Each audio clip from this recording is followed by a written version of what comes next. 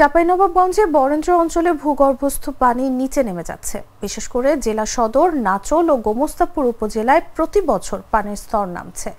এতে আগামীতে খাদ্য উৎপাদনে চরম অনিশ্চয়তার শঙ্কা করছে বরেন্দ্র উন্নয়ন কর্তৃপক্ষ। তাই ইরি ধান চাষে নিরুৎসাহিত করা হচ্ছে।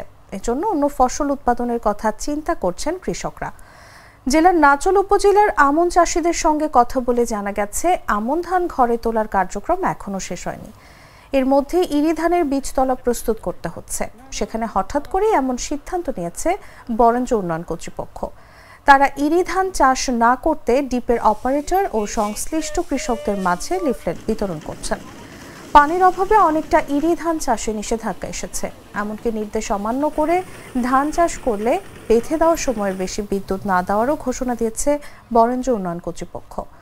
চাঁপাইনবাবগঞ্জ কৃষি সম্প্রসারণ অধিদপ্তরের উপপরিচালক ডক্টর পলাশ সরকার বলেন, দিন দিন ভূগর্ভস্থ পানির তীব্র সংকট দেখা দিয়েছে।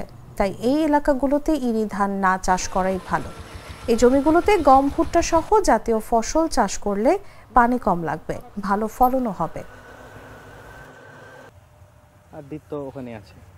নলকূপে পানির স্তরটা কমে যাচ্ছে, দিনে দিনে কমে যাচ্ছে। কমে যাওয়ার ফলে বেশি করে পানি ইরি ধান চাষ করা যায় না।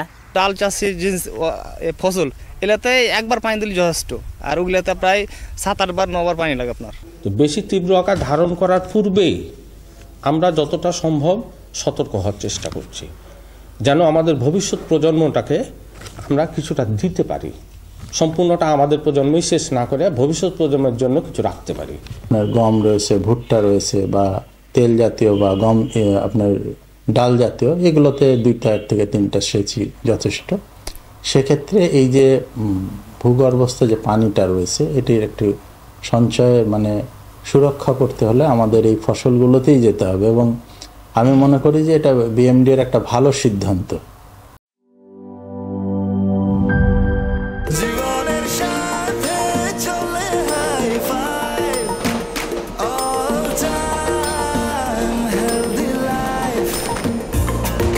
জার্নিতে স্বাস্থ্যকর all time family cake, all time healthy life.